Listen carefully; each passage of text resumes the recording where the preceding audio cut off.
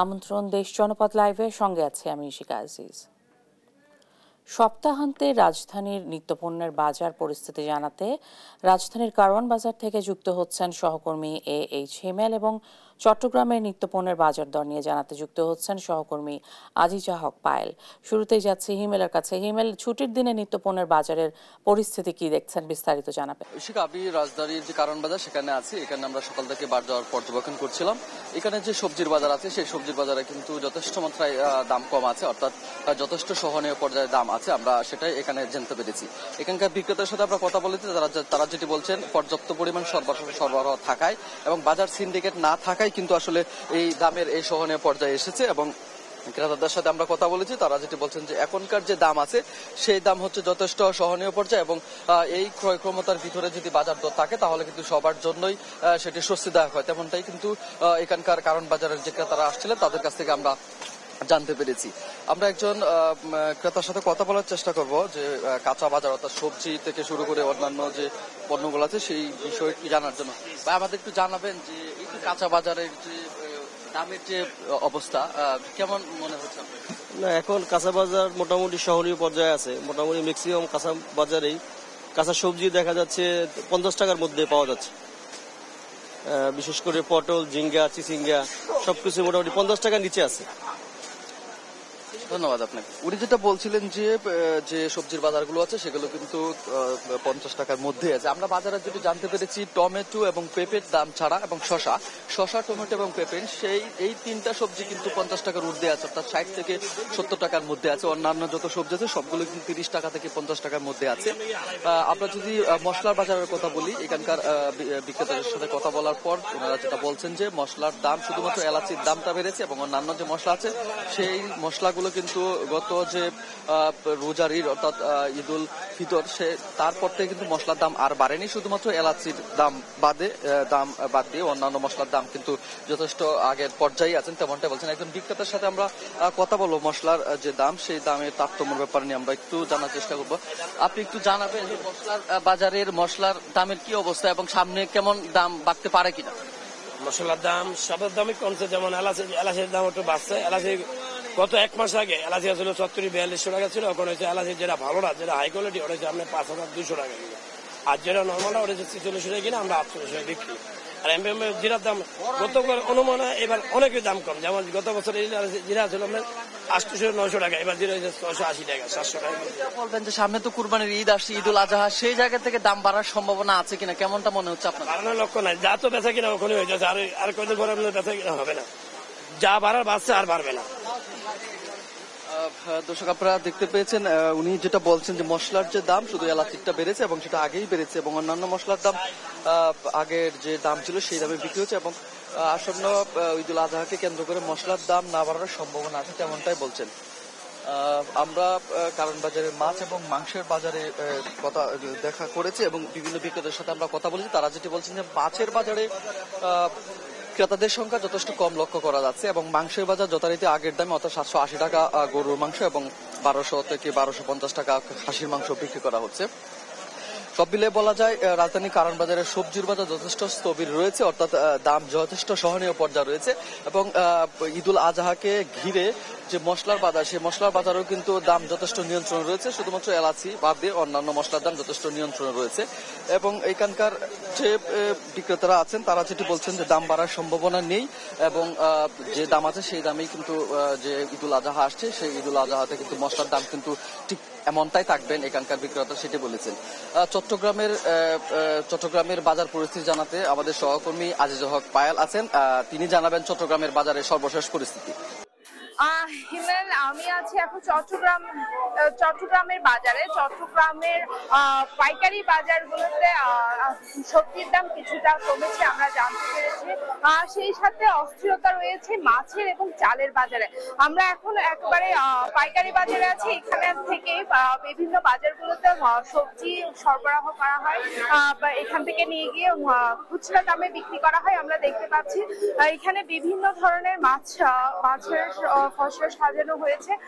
তবে আমরা যতটুকু জানতে পেরেছি 58 দিন এই সরকারে 58 দিন মাছ ধরা নিষিদ্ধ করেছে। তবে সেই কারণে মাছের সরবরাহ কম থাকায় মাছের বাজারে অস্থিরতা আছে এমনটাই জানিয়েছে। একটু আমরা একজন ব্যবসায়ীর সাথে কথা বলবো, সে একটু জানতে চেষ্টা করবো যে কতদিন লাগবে মাছের এই অস্থিরতা কমতে।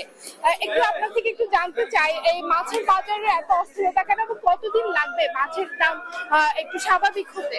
আসসালামু আলাইকুম। এখন বর্তমান সামুদ্রিক মাছের বন্ধ না করলে সামুদ্রিক মাছের একটা দাম বেশি, পুকুর মাছ সস্তা। এখন আমরা ব্যবসা করতে অনেক কষ্ট হয়, কারণ আশ্চর্যের সাথে মন কালা গেলে হয়। যে মাছ আগে বেচতাম 350 টাকা, এখন বেচতে হবে 450 টাকা, কারণ 400 টাকা কিনতে হয়। কারণ সামুদ্রিক মাছ বেশি, দাম একটু বেশি, কাস্টমার সাথে মন কালা হয়, কিন্তু কাস্টমার হয় কিন্তু মন কালা গেলে। আর দ্বিতীয় কথা, পুকুরের মাছটা সস্তা আছে। এখন আমরা ব্যবসা করতে অনেক কষ্ট হয়। একটা জিনিস আবদার রাখতে হবে যে সরকারের যে সাগরটা বন্ধ রাখছে, এটা বন্ধ না রাখলে আমাদেরকে বেশি ভালো হয়, আর আমরা ব্যবসা করতে কষ্ট হয়। ঠিক আছে, এখন বর্তমান সামুদ্রিক মাছটা বেশি, কাস্টমার আসে ইনশাল্লাহ সম্ভব আছে, কিন্তু পুকুরের মাছটা দামি কম। আসসালামু আলাইকুম। যেমনটি উনি আমাদেরকে জানিয়েছেন যে মাছের সরবরাহ বন্ধ রয়েছে, তবে অবৈধভাবে ওনারা মাছ এই সমুদ্রের মাছ সংগ্রহ করছে, সেই কারণে মাছের দামটা একটু বেশি রয়েছে। তবে যতটুকু জানতে পেরেছি পুকুরের মাছের দাম কিছুটা কম রয়েছে।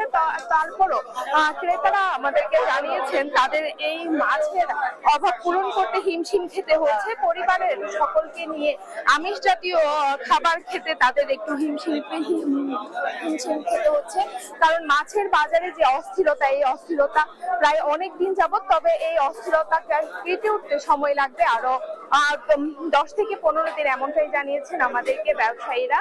ইশিকা, আপনাকে আমি আরেকটু জানিয়ে রাখি, সামনেই আসছে কোরবানি। এই আসন্ন কোরবানিতে মশলার যে দাম, সেই দামের খুবই দাম বেড়েছে। এলাচের দাম আমরা যতটুকু জানতে পেরেছি 6000 টাকা, লং এর দাম 1700 থেকে 1800 টাকা, এবং যাবতীয় মরিচ এবং হলুদের দাম আসন্ন কোরবানি উপলক্ষে কিছুটা বেড়েছে।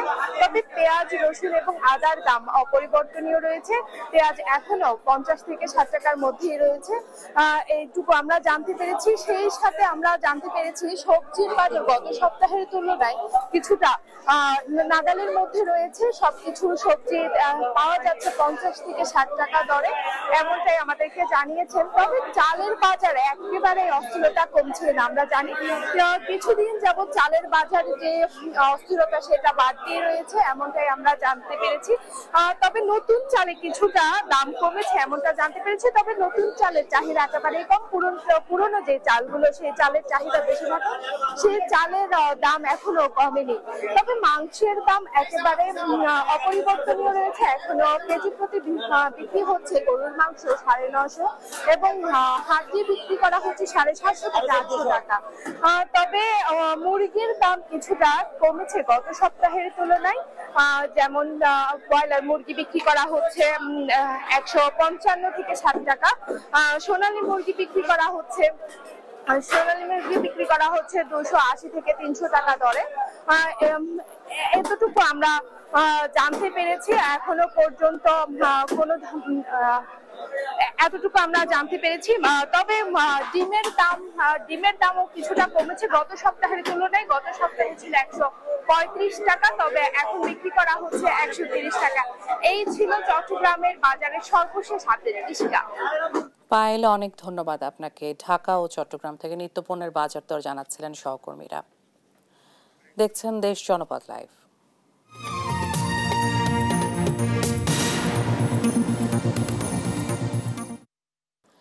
ঢাকা বিশ্ববিদ্যালয়ের সেনেট হলে কথা বলছেন পরিবেশ উপদেষ্টা সৈয়দা রিজওয়ানা হাসান। সরাসরি যাচ্ছে সেখানে। ভাড়া কত আর একটা গাড়ির ভাড়া কত? আমাকে বলেন তো, লাউয়াছড়া বন কি একটা পিকনিকে যাওয়ার জায়গা? এটা কি রমনা পার্ক? এটা কি একটা ঢাকার কোনো পার্ক?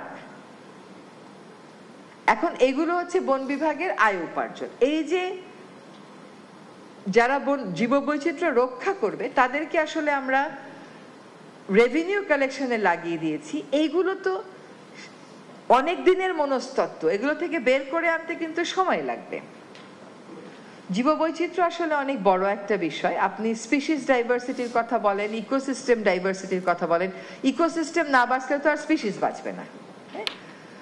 আমরা উদ্যোগ নিয়েছি কয়েকটা বিশেষ প্রজাতি নিয়ে কাজ করব। এবার যেরকম মেছো বিড়াল দিবসে আমরা 64টি জেলাতেই জেলা প্রশাসকদের সাথে আলাদা করে মিটিং করেছি। জেলা প্রশাসকেরা হয়তো এত বছরে কোনো দিন একটা বন্যপ্রাণী রক্ষায় যে প্রচার করতে হবে এই কথাটা শোনেনি নাই।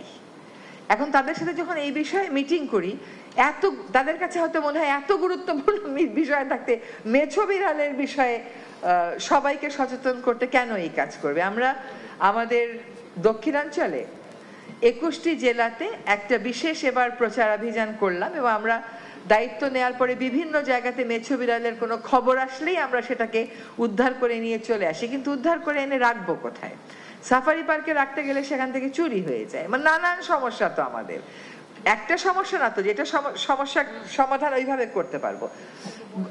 গতকালও আমরা একটি মেছো বিড়াল উদ্ধার করেছি। প্রাইভেট চিড়িয়াখানাগুলোর বিরুদ্ধে যারা নিয়ম মানছে না তাদের বিরুদ্ধে অভিযান চলছে। কিন্তু মূল কথা হলো আপনি যদি ইকোসিস্টেমটাকে ঠিক না করেন আপনার স্পিসিসকে আপনি বাঁচাতে পারবেন না। আবার বায়োডাইভার্সিটির আরেকটা বিষয় হলো যেমন ধান, আমাদের কত রকমের ধানের প্রজাতি ছিল, কিন্তু আমরা বাজার ব্যবস্থাপনার সাথে খাপ খাওয়াতে আমরা কিন্তু ধানের অনেক প্রজাতি হারিয়েছি। এখন আদি প্রজাতিগুলো সংরক্ষণের একটা উদ্যোগ যদি নিও আমরা তো শেষ করতে পারবো না। অন্য প্রক্রিয়ায় যখন চলে যাবে তখন হয়তো এগুলোর গুরুত্বটা বুঝবে না। আমার একটা আশার জায়গা লাগে, আমি জীববৈচিত্র্য আইনটা নিয়ে দেখলাম যে এটার মধ্যে যতগুলো বিধান আছে তার বেশিরভাগ বিধানই প্রতিপালিত হয় নাই। কমিটি মিটিং করে না, আমাদের বায়োডাইভার্সিটি রেজিস্টার করার কথা সেই উদ্যোগই গৃহীত হয় নাই, আজ পর্যন্তই উদ্যোগ গৃহীত হয় নাই। তো যাই হোক কাজগুলো শুরু করে দিয়ে যাব আশা করি। আমরা আরেকটা কাজ হাতে নিয়েছি যেটা যে দেশের ওটাও আইনে আছে, যে স্মারক বৃক্ষ, শতবর্ষী বৃক্ষ, ঐতিহ্যবাহী গাছ, এইগুলোকে রক্ষার জন্য আমরা আপনাদেরকেও সকলকে বলছি আপনারা কোথাও একটা শতবর্ষী গাছ কাটা হয়ে গেলে পরে ওটা আমার নজরে আনেন, তখন আর আমার কিছু করার থাকে না। কিন্তু শতবর্ষী গাছ আপনার গ্রামে যেটা আছে, শহরে ঢাকা ইউনিভার্সিটি তো কত শতবর্ষী গাছ আছে, এগুলোকে স্পেশাল প্রোটেকশনের মর্যাদা আমরা দিয়ে দিই। পরিবেশ উপদেষ্টা সৈয়দা রিজওয়ানা হাসান বক্তব্য রাখছিলেন। উত্তর বঙ্গোপসাগর, বাংলাদেশের উপকূলীয় এলাকা এবং সমুদ্র বন্দরসমূহে ৩ নম্বর সতর্ক সংকেত দেওয়া হয়েছে। এ বিষয়ে আরও জানাতে বাগেরহাট ও সাতক্ষীরা থেকে সরাসরি যুক্ত হচ্ছেন সহকর্মী এস সোহান ও শরীফুল্লাহ কায়সার। প্রথমেই যাচ্ছি বাগেরহাটে। সোহান, সর্বশেষ আবহাওয়ার পরিস্থিতি জানাবেন। লঘুচাপ সৃষ্টি হয়েছে, সেটার প্রভাব কিন্তু বাগেরহাটের উপকূল জুড়ে এখনো পড়তে শুরু করেনি। আমরা সকাল থেকে বাগেরহাটে দেখেছি রৌদ্রোজ্জ্বল আবহাওয়া, তবে বেলা 10টার পর থেকে আবহাওয়া কিছুটা গুমট আকার ধারণ করেছে। আমরা এই মুহূর্তে রয়েছি বাগেরহাট শহরের পাশে বলেশ্বর নদীর পাশে। আপনাদের যদি দেখাতে চাই, এই জায়গাটার আবহাওয়া কিন্তু মোটামুটি স্বাভাবিক, কিছুটা গুমট আবহাওয়া বিরাজ করছে। এছাড়া বাগেরহাটের মধ্যে মোংলা সমুদ্র বন্দর রয়েছে, সেখানে কিন্তু 3 নম্বর সতর্কতা সংকেত জারি রয়েছে এবং মোংলা সমুদ্র বন্দর কর্তৃপক্ষের সাথে আমরা কথা বলেছি। তারা আমাদেরকে জানিয়েছেন যে 3 নম্বর সতর্ক সংকেত থাকলেও মোংলা বন্দরের সকল কাজ স্বাভাবিক রয়েছে। আমরা মোংলা আবহাওয়া অধিদপ্তরের যে কর্মকর্তা হারুনুর রশিদ, তার সাথে কথা বলেছিলাম। তিনি আমাদেরকে জানিয়েছেন এই যে লঘুচাপের ফলে বঙ্গোপসাগরে সঞ্চালনশীল মেঘমালা সৃষ্টি হয়েছে, কিন্তু এর যে কোনো প্রভাব এখন পর্যন্ত মোংলা উপকূলে পড়েনি। মোংলা উপকূলের আবহাওয়া এখন পর্যন্ত স্বাভাবিক রয়েছে। এছাড়া আপনারা জানেন যে বাগেরহাটের একটা অংশে বঙ্গোপসাগর থাকায় ওই অংশে কিন্তু জেলেরা সবসময় মাছ আহরণ করতে যায়, কিন্তু মৎস্য অধিদপ্তরের নিষেধাজ্ঞার কারণে এখন কিন্তু বঙ্গোপসাগরে জেলেরা মাছ আহরণ করতে যাচ্ছে না। অর্থাৎ জেলেদের কিন্তু এই ঝড়টি যদি আসেও বঙ্গোপসাগরে জেলেদের কোনো ক্ষয়ক্ষতির আশঙ্কা নাই। জেলা প্রশাসনের সাথে আমরা কথা বলেছি, সেখান থেকে আমাদেরকে জানিয়েছেন যে এই লঘুচাপ যদি ঝড়ের সৃষ্টি হয় তাহলে ত্রাণ ও দুর্যোগ মন্ত্রণালয় থেকে যে নির্দেশনা দেওয়া হবে সেই অনুযায়ী তারা কাজ করবেন, এবং আবহাওয়া যেহেতু এখন পর্যন্ত স্বাভাবিক রয়েছে সেই কারণে জেলা প্রশাসনের পক্ষ থেকে এখন পর্যন্ত কোনো ইনিশিয়েটিভ নেওয়া হয়নি। আমরা যে নদীর তীরে আছি এই নদীর অভ্যন্তরে কিন্তু কিছু মাছ ধরা নৌকা আমরা দেখতে পাচ্ছি, তারা নির্বিঘ্নে মাছ ধরছেন, এবং তাদের কাছে আমরা জানতে চেয়েছিলাম যে ঝড়ের খবর তারা জানেন কিনা। তারা বলছে যে একটা ঝড়ের খবর শুনেছি, কিন্তু এখন পর্যন্ত আমাদের কাছে কোনো নির্দেশনা নাই, বা আবহাওয়া যখন খারাপ হবে তখন তারা হয়তো উঠে এলাকায় চলে যাবে। সবকিছু মিলিয়ে বাগেরহাটের যে উপকূলীয় উপজেলাগুলো রয়েছে সেখানেও কিন্তু আবহাওয়া স্বাভাবিক রয়েছে বলে আমাদেরকে জানানো হয়েছে। বাগেরহাটের বলেশ্বর নদীর তীর থেকে এই ছিল আমার কাছে আবহাওয়ার সর্বশেষ খবর। আমরা চলে যাব সাতক্ষীরায়, সেখানকার আবহাওয়ার খবর জানাবেন আমাদের সহকর্মী শরীফুল্লাহ কায়সার সুমন। সুমন, আমাদেরকে জানাবেন সাতক্ষীরার আবহাওয়ার কি অবস্থা?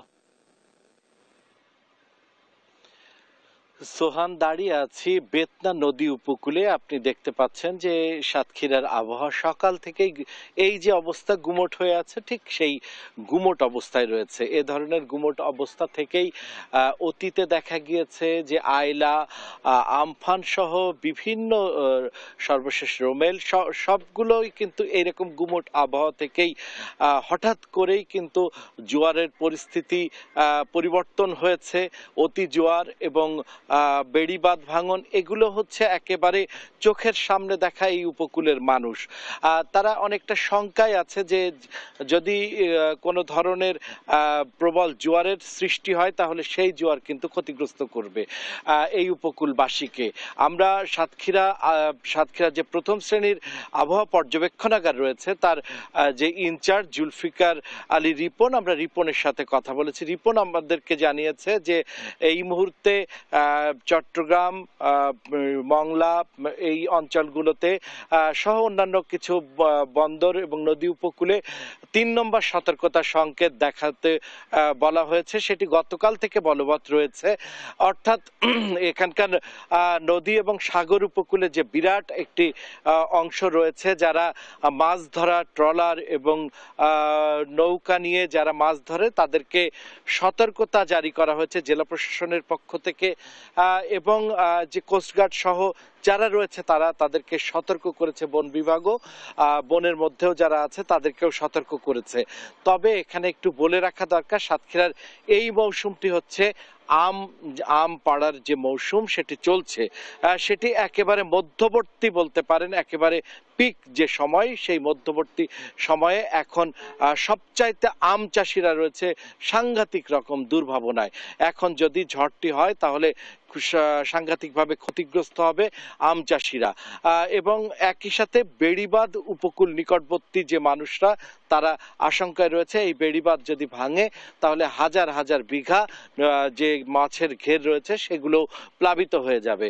এই মুহূর্তে জেলা প্রশাসনের পক্ষ থেকে জানানো হয়েছে কোনো ধরনের আতঙ্কিত হওয়ার প্রয়োজন নেই, তবে সতর্ক থাকবার কোনো বিকল্প নেই। এই ছিল সাতক্ষীরার আবহাওয়া পরিস্থিতির সর্বশেষ। আমরা ফিরে যাচ্ছি দর্শক স্টুডিওতে। ইশিকা, গত কয়েকদিনের টানা বৃষ্টি সীমান্তের ওপার থেকে নেমে আসা পাহাড়ি ঢলে বেড়েছে সুনামগঞ্জের নদ নদীর পানি, ডুবতে শুরু করেছে হাওর। আরো জানাতে যুক্ত হচ্ছেন সহকর্মী শাহবাজ উদ্দিন মান্না। লোকালয়ে পানি ঢোকার আশঙ্কা রয়েছে কিনা বিস্তারিত জানাবেন। ধন্যবাদ আপনাকে। আমি এখন আছি সুনামগঞ্জ শহরের পাশে এই সুরমা নদীর পাড়ে। আমি যদি আপনাকে জানাই বর্তমান সুনামগঞ্জের নদ নদীর অবস্থা, সুনামগঞ্জে হচ্ছে সীমান্তবর্তীর অপার থেকে আসলে পাহাড়ি ঢলের কারণে এই সুনামগঞ্জের এই খাসিয়ামারা, মনাই, চেলা, তারপর হচ্ছে আপনার জাদুকাটা, এই কয়েকটা হচ্ছে আপনার সীমান্তবর্তী নদী। এই নদীর পাহাড়ি ঢলের কারণে এই নদীর পানি আসলে অনেকটাই বৃদ্ধি পাচ্ছে, এবং এই নদীগুলা থেকে আসলে কিন্তু সুনামগঞ্জের যে সুরমা নদীর পানিটা কিছুদিন যাবত আসলে অনেকটাই বৃদ্ধি পাচ্ছে। এবং আমি যদি আপনাকে আরেকটা বিষয় বলে রাখি যে গতকাল থেকে আজকে পর্যন্ত এখন পর্যন্ত আসলে কোনো ধরনের বৃষ্টি হয় নাই, এবং সুনামগঞ্জে কিন্তু আসলে হাওর গুলো এখনো পানি শূন্য। হাওর ফাঁকা থাকার কারণে কিন্তু আসলে সুনামগঞ্জের যে সুরমা নদীর পানিটা কিন্তু ধীরে ধীরে কিন্তু আসলে হাওরের দিকে আসলে প্রবাহিত হচ্ছে, যার কারণে কিন্তু আসলে এখনো এই বন্যার হওয়ার আসল এই আশঙ্কা এখন পর্যন্ত আসলে বলা যাচ্ছে না। কিন্তু এই সুনামগঞ্জে জেলা প্রশাসক মহোদয় কিন্তু আসলে কিছুদিন আগেই এই আগাম বন্যার একটা বার্তা তিনি আসলে এই আমাদেরকে জানান। কিন্তু সুনামগঞ্জে আসলে পানি উন্নয়ন বোর্ডের যে কর্মকর্তা মামুন হাওলাদার, ওনার সাথে আসলে আমরা কথা বলে যতটুকু জানতে পারি যে এখন পর্যন্ত নদী নালা আসলে এখন পর্যন্ত পানিতে ওইভাবে ভরে ভরে ওঠে নাই, যার কারণে কিন্তু আসলে ওই ধরনের বন্যা হওয়ার আশঙ্কাটা আসলে এখন কতটুকু আছে তিনি আসলে সেটাই আসলে জানাচ্ছেন যে এখনো হাওর এখনো মানে পানি শূন্য থাকার কারণে আসলে ওইভাবে আসলে বন্যা হওয়ার সংখ্যাটা খুব একটা এই বলা যায় না। আমি যদি আপনাকে দেখাই যে আমি আমার ঠিক পিছনে কিন্তু আসলে এই সুরমা নদীতে আসলে দেখতে পাচ্ছেন যে সুরমা নদীতে পানি অনেকটাই আসলে ভরপুর আসলে এই এই কিছুদিন গত কিছুদিন আসলে পাহাড়ি ঢলে এবং বৃষ্টির কারণে কিন্তু আসলে এই নদীর পানিটা অনেক বৃদ্ধি পেয়েছে। সুনামগঞ্জ থেকে আসলে এই এই নদ নদীর পানি নিয়ে আসলে আমাদের সর্বশ্রেষ্ঠ। মান্না, অনেক ধন্যবাদ আপনাকে। সুনামগঞ্জে বেড়েছে নদ নদীর পানি, সর্বশেষ তথ্য জানছিলাম সহকর্মীর কাছে। দেখছেন দেশ জনপদ লাইভ। আসন্ন ঈদ ঘিরে কোরবানির পশু পরিচর্যায় ব্যস্ত সময় পার করছেন চাঁদপুরের খামারিরা। এ বিষয়ে আরো জানাতে যুক্ত হচ্ছেন সহকর্মী শরীফ আহমেদ। শরীফ, চাঁদপুরে এবার কি পরিমাণ হাট বসেছে আর বেচাকেনা শুরু হয়েছে কিনা জানাবেন। জি ইশিকা, চাঁদপুরে যে পশুর হাট কিন্তু জমে উঠেছে এবং এই সময়টাতে কিন্তু আসন্ন ঈদুল আজহাকে সামনে রেখে কিন্তু কোরবানির হাট ধরতে ব্যস্ত সময় পার করছেন খামারিরা। আমি সকাল থেকেই জেলার বিভিন্ন খামার ঘুরে দেখেছি, এখানে পশুর পরিচর্যায় ব্যস্ত সময় পার করছেন খামারিরা। এবারে জেলায় কিন্তু পশুর চাহিদা রয়েছে ৭৬,০০০। ইতিমধ্যে কিন্তু চাঁদপুরের খামারগুলোতে প্রায় ৬২,০০০ পশু উৎপাদন হয়েছে, অর্থাৎ প্রস্তুত রাখা হয়েছে কোরবানি ঈদের জন্য। তো এবার জেলায় প্রায় ২ শতাধিক পশুর হাট কিন্তু বসবে এবং এখানে এবার কিন্তু চাহিদার তুলনায় ১৪,০০০ পশু কম রয়েছে। তবে জেলার প্রাণী সম্পদ কর্মকর্তার সাথে আমি কথা বলেছি, তিনি আমাকে জানিয়েছেন যে আসলে মৌসুমী যে ব্যবসায়ীরা রয়েছেন তারা হাটে গরু নিয়ে আসলে এবার কিন্তু প্রায় ২ শতাধিক হাটে কিন্তু গরু উঠবে, লক্ষাধিক পশু উঠবে, তাহলে কিন্তু এখানের চাহিদাটা মিটবে। তো আমি এখন একজন খামারির সাথে কথা বলবো, যিনি চাঁদপুরের গল্লাগ পাটোয়ারি এগ্রো খামারের মালিক। আমি তার সাথে কথা বলবো। আপনার খামারে কি ধরনের গরু রয়েছে? আমার খামারে আছে আপনার ইন্ডিয়ান বলদ আছে, শাহিওয়াল আছে, পিজিয়ান আছে, দেশাল ষাঁড় আছে। তো আপনার এখানে কত টাকা দামের গরু আছে? আমার এখানে সর্বনিম্ন আছে ১,৬০,০০০ থেকে সর্বোচ্চ ৩,২০,০০০ পর্যন্ত। আপনাদেরকে এবার ঈদে বাজার ধরার জন্য কি প্রস্তুতি নিয়েছে? আমাদের ঈদে বাজার ধরার জন্য আমাদের গরুগুলো সম্পূর্ণ আমরা প্রাকৃতিক খাবারের মাধ্যমে তৈরি করছি। বিগত ৫ মাস আমাদের এখানে পালন করছি। আমাদের এখানে খাদ্যগুলো হচ্ছে খোল, ভুসি, সোয়াবিনের ভুসি, ভুট্টার ভুসি আর গমের সাইলেজ, ভুট্টার সাইলেজ। আর সেক্ষেত্রে আমাদের বাজার ধরার জন্য আমাদের টার্গেট আছে, আমরা যেহেতু আমাদের এলাকায় অনেক বাজার আছে, আমরা বাজার না নিয়ে যদি ক্রেতার স্বার্থে, ক্রেতার সুবিধার্থে যদি আমাদের এখান থেকে হ্যাসিল মুক্ত থাকার জন্য যদি এখান থেকে এসে নিয়ে যায়, আমরা এখান থেকে ক্রেতাকে দিয়ে দিব।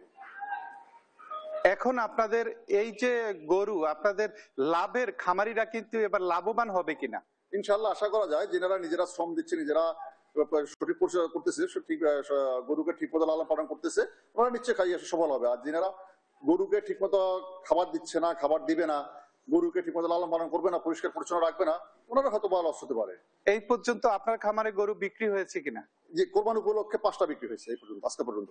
কত টাকা বিক্রি করে? এর মধ্যে সর্বোচ্চ ২,৭০,০০০ আর সর্বনিম্ন একটা ১,৬০,০০০ টাকা। জি, শুনছিলেন আসলে তারা কিন্তু ইতিমধ্যে গরু বিক্রি হওয়া শুরু হয়েছে। খামার থেকে স্থানীয়রা রয়েছেন, তারা কিন্তু খামারেই গরু রেখে দিচ্ছেন ক্রয় করে, অর্থাৎ ঈদের আগে তারা কিন্তু গরুগুলিকে কোরবানি দেওয়ার জন্য নিয়ে যাবেন। তো তা খামারে ইতিমধ্যে বেচা কিনা শুরু হয়েছে এবং পুরো দমে আগামী সপ্তাহে থেকে চাঁদপুরের পশুর হাটগুলো জমে উঠবে এবং খামারিরা পশুর হাটে গরু নিয়ে যাবেন। তারা আশা করছেন যে এই পশুর হাটগুলোতে তারা ভালো দাম পাবেন, ভালো দাম পেলেই কিন্তু খামারিরা লাভবান হবেন। তো এই ছিল চাঁদপুরের পশুর খামার থেকে আমার কাছে সব শেষ। শরীফ, অনেক ধন্যবাদ আপনাকে। চাঁদপুরের পশুর খামার নিয়ে বিস্তারিত জানছিলাম সহকর্মীর কাছে। দেখছেন দেশ জনপদ লাইভ। চাঁপাইনবাবগঞ্জের শহীদ সাটু হলে চলছে যুব কর্মসংস্থান ও আম রপ্তানি বিষয়ক সেমিনার। এ নিয়ে আরো জানাতে যুক্ত হচ্ছেন সহকর্মী তারেক রহমান। তারেক, উদ্যোক্তাদের উপস্থিতি কেমন দেখছেন সেমিনারে? চাঁপাইনবাবগঞ্জের আম বিশ্বের দরবারে এই প্রতিবাদে চাঁপাইনবাবগঞ্জ ফোরাম, ঢাকাস্থ চাঁপাইনবাবগঞ্জ ফোরাম আয়োজন করেছে যুব কর্মসংস্থান ও আম রপ্তানি শীর্ষক সেমিনারে। চাঁপাইনবাবগঞ্জের শহীদ সাটু হল অডিটোরিয়ামে সকাল থেকে শুরু হয়েছে এই সেমিনারে, চলবে বিকেল 4টা পর্যন্ত। আমরা দেখেছি কি সকাল থেকে চাঁপাইনবাবগঞ্জে যারা আম উদ্যোক্তা আছে, যারা আম বিশ্বে রপ্তানি করে, তারা কিন্তু অংশগ্রহণ করেছে এবং বাংলাদেশের যারা প্রধান যারা ট্রেনার আছে, যারা বিশ্বের দরবারে পরিচিত মুখ, তারা কিন্তু এই সেমিনারে অংশগ্রহণ করছে। তারা কিন্তু বিভিন্ন রকমের আম রপ্তানি শীর্ষক পরামর্শ দিচ্ছেন। আমরা এই মুহূর্তে একটু সংযুক্ত করতে চাই চাঁপাইনবাবগঞ্জ ফোরামের চেয়ারম্যান জনাব নুরুল ইসলাম বুলবুলকে। জি, আপনার কাছ থেকে আমরা একটু জানতে চাই, এই যে বিশ্বের দরবারে আপনারা আম রপ্তানি করার জন্য আজকে কি কি কৌশল শিখাচ্ছেন এবং কারা কারা এখানে অংশ নিয়েছেন, একটু যদি বলেন।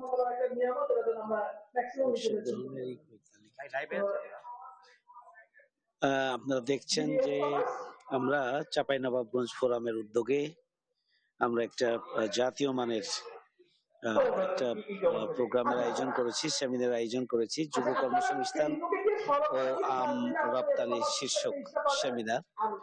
চাঁপাইনবাবগঞ্জের আম বিশ্বের দ্বারে ইতিমধ্যে পৌঁছেছে। এবার চায়না, বাংলাদেশ থেকে একটা বড় পরিমাণ আম নেয়ার জন্য তারা উদ্যোগ গ্রহণ করেছে। আজকে সেমিনারে 3 জন গুরুত্বপূর্ণ বক্তা আছেন।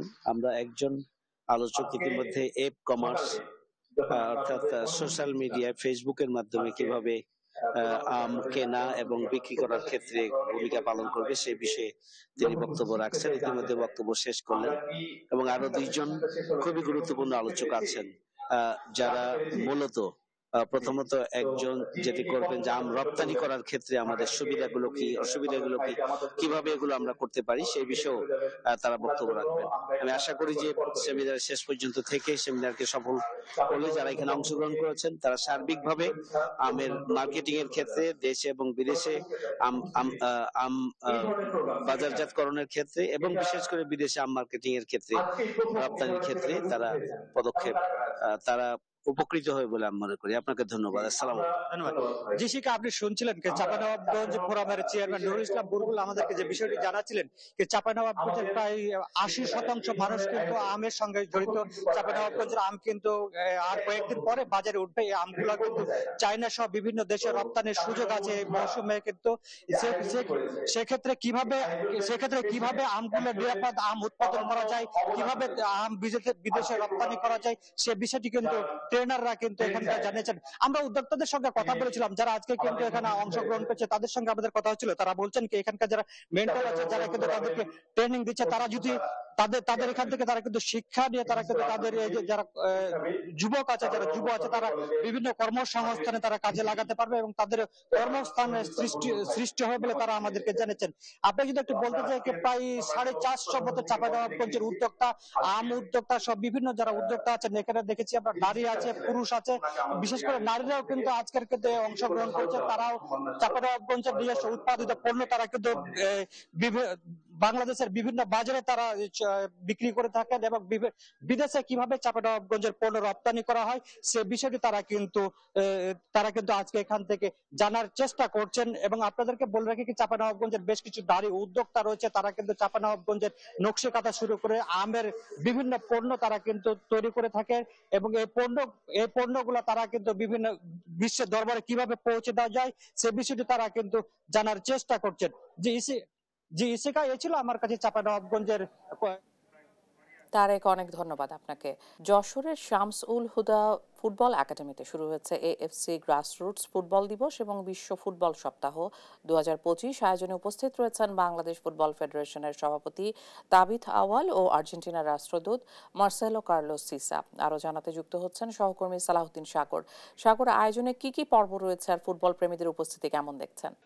ধন্যবাদ ইশিকা আপনাকে। বাংলাদেশ ফুটবল ফেডারেশন কর্তৃক আয়োজিত আজকের আয়োজনে কিন্তু আসলে আপনি দেখতে পাচ্ছেন যে নবীন প্রবীণ খেলোয়াড়দের পদচারণায় কিন্তু মাঠ ভরে গেছে। তারা কিন্তু সকাল থেকে খেলতে শুরু করেছে। যে এএফসি গ্রাসরুটস এবং ফুটবল দিবস এবং বিশ্ব ফুটবল সপ্তাহ 2025 উপলক্ষে যশোরের শামসুল হুদা একাডেমিতে কিন্তু আজকে এই দিনটি উদযাপন হচ্ছে। এখানে 18 থেকে 14 বছর বয়সী কিন্তু 500 জনেরও বেশি তৃণমূল ফুটবলারদেরকে নিয়ে কিন্তু আজকের আয়োজন হচ্ছে। তো আজকের এই আয়োজনের প্রধান অতিথি হিসেবে উপস্থিত রয়েছেন বাংলাদেশ ফুটবল ফেডারেশনের সভাপতি তাবিথ আওয়াল এবং উদ্বোধন করেছেন কিন্তু আর্জেন্টিনার রাষ্ট্রদূত। কিছুক্ষণ আগেই সকাল 11টার দিকে কিন্তু তিনি আসলে এখানে এসে উদ্বোধন করেছেন। দিনব্যাপী এই আয়োজনে আরো থাকছে রেজিস্ট্রেশন, থাকছে জার্সি বিতরণ, যাওয়ার পথে শিক্ষামূলক খেলা, মজার খেলা, সবশেষে সনদ বিতরণ এবং দিন শেষে কিন্তু আসলে এই যে পুরস্কার বিতরণের মাধ্যমে যেই খেলোয়াড়গুলো বাছাই করা হবে তাদেরকে কিন্তু ন্যাশনাল লেভেলে নিয়ে খেলার কিন্তু একটু এদেরকে ন্যাশনাল লেভেলে খেলা যায় কিনা সেই বিষয়টা কিন্তু চূড়ান্ত করা হবে। তো এখন ইতিমধ্যে খেলা শুরু হয়েছে, এই পর্যন্ত এখন খেলা চলছে। একটু আগে বৃষ্টির বাধার কারণে কিছু সময় বিলম্ব হলেও কিন্তু খেলা শুরু হয়েছে। তো আমরা আছি এখানে, আমরা সবসময় এর পরবর্তী আপডেট আমরা পরে জানিয়ে দেবো। ইশিকা, এই ছিল এখনকার পর্যন্ত আমার কাছে সর্বশেষ। এই ছিল এখনকার দেশ জনপদ লাইভ। পরের বুলেটিন দেখার আমন্ত্রণ রইল। সাথে থাকার জন্য ধন্যবাদ।